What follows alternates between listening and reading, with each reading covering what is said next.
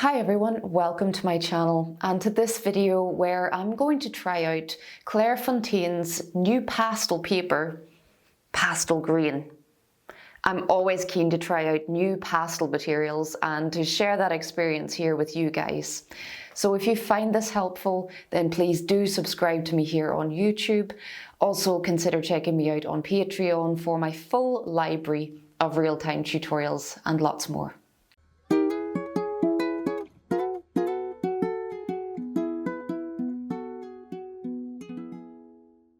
Many of you will have heard of Pastel Matte, made by Clairefontaine. I know lots of artists who use it, and I've used it alongside a few other favourite papers now for many years. Pastel Matte is known for having a very smooth texture, and it's great for doing very detailed work on. It also takes lots of layers of pastel, so it's a firm favourite for many artists. So I was expecting Pastelgrain, their new paper, to be similar, but maybe a bit rougher and more textured. Getting this pad out of its packaging confirms that it does indeed feel more textured. In fact, what it reminds me of on first touch is the new paper from Canson, the Me Tint Velvet paper, which I reviewed recently and have enjoyed using ever since. But I don't really know until I try it. So I'll give you the stats at the end of the video for this paper, but the first and most important thing for me is to paint on it. Let's try a small landscape study, something loose and quick, just like I did with the Canson Velvet. This is enough to tell me how the paper behaves with the pastel sticks, how many layers I can add, how it blends, can I work dark to light, and do my colours look vibrant on it? So for this first little landscape, I decided to keep it relatively small, and although the photo reference here is not exactly simple, I decided to try and create a little landscape study where I simplify what I see a lot. Really just a way to experiment with putting down some pigment, using the exact same process that I've been using recently to create these little landscape studies. And the very first thing that I notice actually when I'm putting down some really dark Terry Ludwig here is how little dust is produced when I'm adding these darker colours. There's really very little excess dust. And that's a big complaint for a lot of people with some pastel papers. They seem to produce more dust than others. So a definite plus for this one is the lack of excess pastel dust, which means that the texture, the grain of the paper is good at grabbing the pigment, so that's a big plus.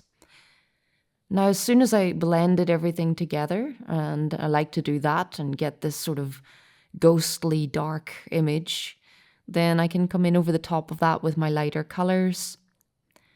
I immediately noted that the lighter colours did go on top of the dark colours pretty well. That is also a big test for a paper for me because I love to work from dark to light, get all of the contrast in first.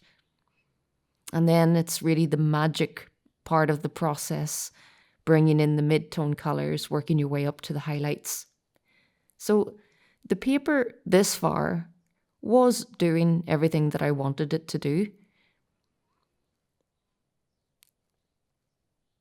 And when not trying to create any detail, just using the texture of the paper and painting in a looser way. So I found it decent for this. But I've got to say that already I wasn't really enjoying the feel of the paper. It reminds me a little bit actually of the Sennelier pastel card. If you've tried that, you'll know that it's quite fibrous, quite grainy feeling, and of course it's called Pastelgrain, so why not? But to me, I could almost feel the little fibres of the paper coming away on my fingers, which I didn't enjoy, similar to the Sennelier pastel card. And just as a personal preference, I didn't enjoy the texture of the marks that I was getting here on the final leaves. Just not the same level of enjoyment as some of the other papers that I've used for landscapes before. But again, a lot of this is personal preference. But all in all, not terrible for this style of painting. I can definitely see it being used for a looser, more expressive style, for example, in landscapes.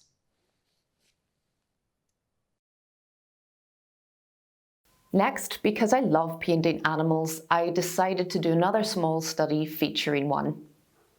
It's a small scale, so there won't be much room for detail, but again, it's enough to test if I have the ability to use some pastel pencil for details, as I often do with portraits. Because even if the paper is designed more for looser styles, I expect a good paper to do a bit of everything.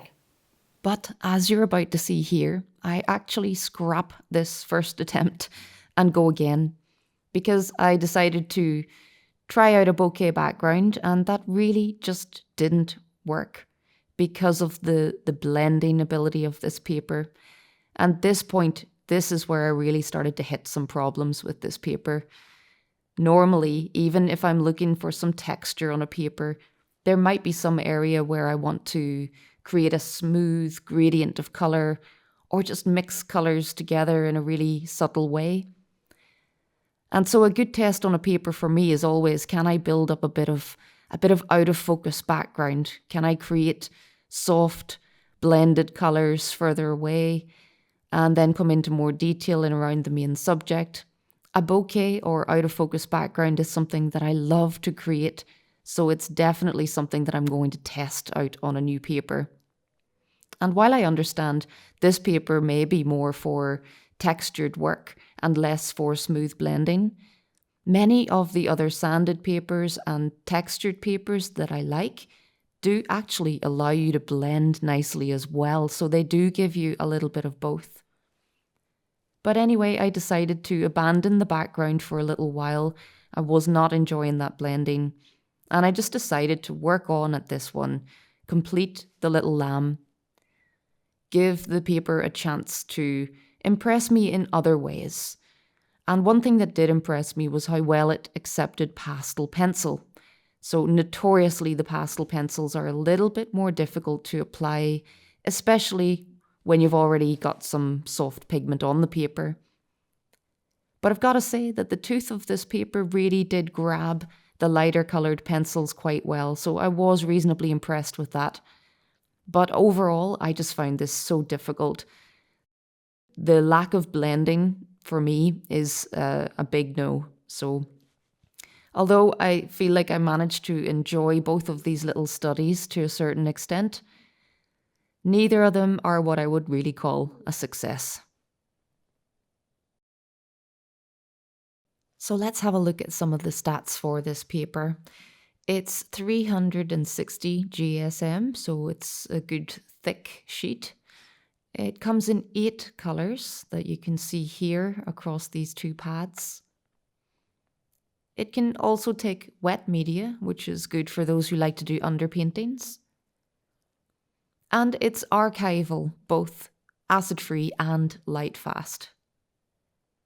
It comes in a few different pad sizes and then also the loose sheets, although I could not find the loose sheets for sale anywhere in my region when I searched. But here are the approximate prices. Do remember that these prices are based on where I am and at the time of making this video.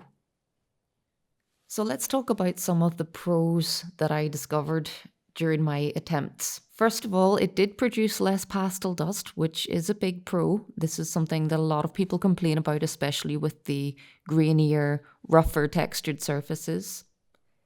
It also seemed to accept a decent number of layers of pastel. I don't feel like I oversaturated the paper. I could have added more pigment. You can also erase your pencil lines or your sketch lines on this paper, which I did try when I was sketching out.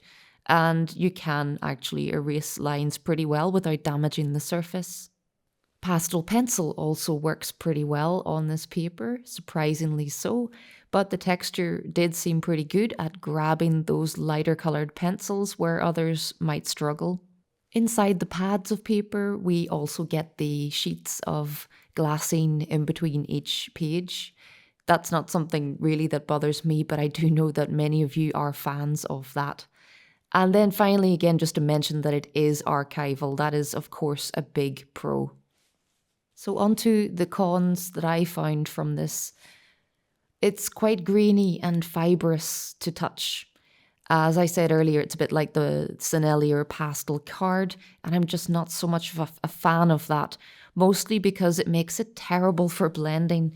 It really did not want to blend nice, smooth, solid looking colours. And that leads me on to the colours, which do look a bit less solid or opaque on the paper. I think working with just the pastel sticks, you can get quite a few layers on there, but to me, there are other papers that make the colours look just a little bit more vibrant. So I want to do a quick experiment just to show you more and compare against 4 different papers. So firstly, we have Clairefontaine's Pastelgrain, the one that we are experimenting with today. Then to compare it with another sanded paper, this is Fisher 400. This is what I would call my favourite of the sanded, rough, sandpaper-like textured papers. Then we've got Canson Velvet, which I recently made a review of. This is like somewhere in between. It's got a nice texture, but you can also do detailed work on it as well. And then lastly, I've got Pastel Matte, so the other Clairefontaine paper, which is really popular.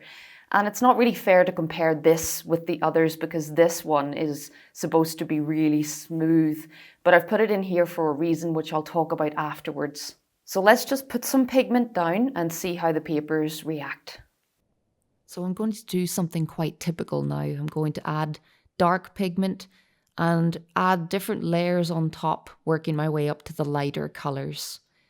So just adding a bit of a darker purple here, and then just seeing how the dark colour blends. On the Fisher 400, it goes so solid, and the same on the Canson Velvet. You expect the pastel matte to be smoother, but this colour in particular really shows you the texture of the paper, the texture of the marks that you can get. So a decent texture on the Pastelgrain. But then I also just want to show you how well each one of them blends, because the 3 on the right blend really nicely. So we can get smooth colour quite quickly when we start to blend. But Pastelgrain here on the left, as you can see, I have very little control over the blending, whereas with these other 3, I can literally fade out that lighter colour into the dark.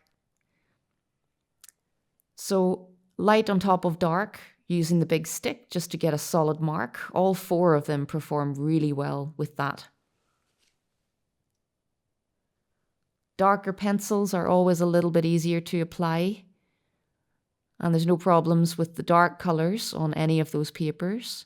Now, as I said in one of the demos, I'm surprised by how well the light pencils work on Pastelgrain. And of course, on Fisher 400, the white pencil works fantastically well. That paper's really good. On the Canson Velvet, we have problems with lighter coloured pencils, and I've talked about this in my reviews of that paper. It doesn't put me off it, but it is one of the main criticisms of that paper. So as you can see, they've all got pros and cons. So one last thing that I want to show you, because there is a good reason I mentioned Pastel Matte quite a lot in this video. Here is a close-up comparison of Pastel Matte and Pastelgrain. In recent years, the normally smooth texture of Pastel Matte has not been consistent, and I know that many of you have experienced this too. My older sheets of Pastel Matte feel very different to sheets that I bought more recently. And now when I compare these defect Pastel Matte sheets to the new Pastelgrain, they feel suspiciously similar. So I don't know what's going on with the production of Pastel Matte, but I do hope that Clairefontaine can regulate the texture of that paper again, as so many artists love it. As for the new Pastelgrain, I'm not sold. So I hope that you find this helpful. Please bear in mind that my reviews are really just my opinion, and perhaps you're going to love this paper. Have you tried it? What were your thoughts? I would love to hear in the comments below. And please do remember to subscribe to my channel here and check out all of my other playlists. Also, have a look on my Patreon if you'd like to support the making of these videos, as well as access a huge library of tutorials. But thanks very much for watching this here, and until next time, happy pasteling.